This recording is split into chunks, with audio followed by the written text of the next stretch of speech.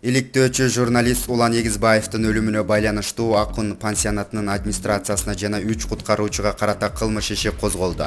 Бул тууралуу бүгүн 17 августта Бишкекте өткөн маалымат жыйынында Ички иштер министрдин тергөө кызматынын жетекчисинин орун басары Нуржан Утемисов билдирди. Анын айтымында кылмыш иш 258-берененин негизинде коопсуздуктун талаптарына туура келбеген кызмат көрсөтүү боюнча козголгон.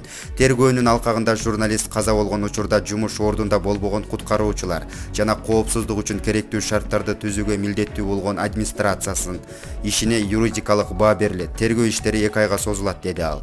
Утемисовдун айтымында окуядан кийин Ысык көл облустук ички иштер башкармалыгынын кызматкерлеринен турган ыкчам топ түзүлгөн. Алар 3 жума бою иликтөө иштерин жүргүзүштү.